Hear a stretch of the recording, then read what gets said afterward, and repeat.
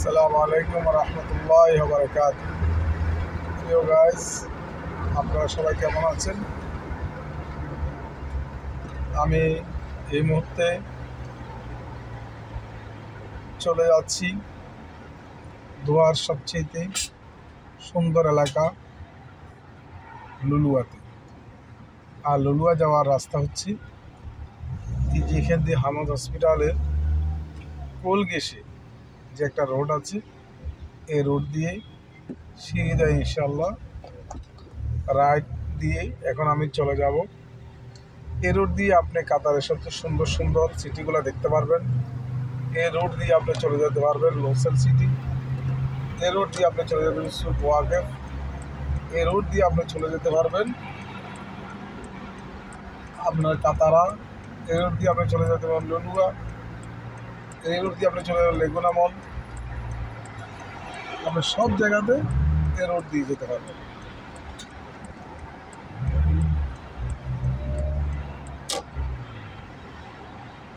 আমি এখন এই মুহূর্তে সামনে একটি সিগন্যাল আছে, এই সিগন্যাল থেকে লেফট মারবো, সেটা ইনশাল্লাহ চলে যাবো আমি লেগুনা মলে।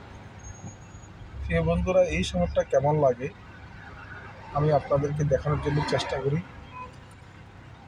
আপনারা একটা কমেন্টে জানাবেন। এই শহরটা খুবই নিরাপদ একটা শহর।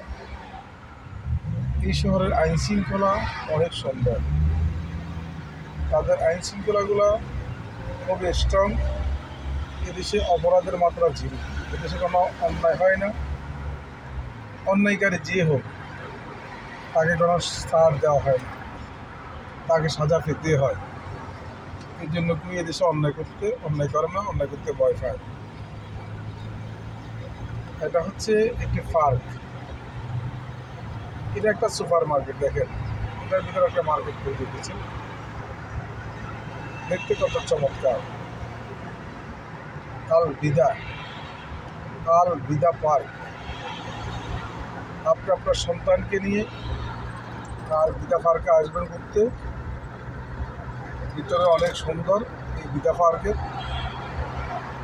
প্রিয় বন্ধুরা, দেখেন, আমি আপনাদেরকে সবসময় যে সুন্দর রাস্তাঘাট দেখানোর চেষ্টা করি। এই বিদা পার্কটা অনেক সুন্দর। প্রিয় বন্ধুরা, কাতারের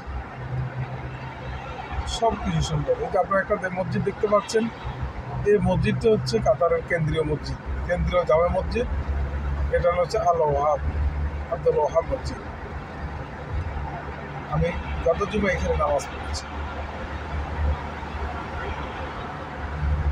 প্রিয় বন্ধুরা, এই রোড, এই রোড দিয়ে আপনি চলে যাবেন দোহাতে।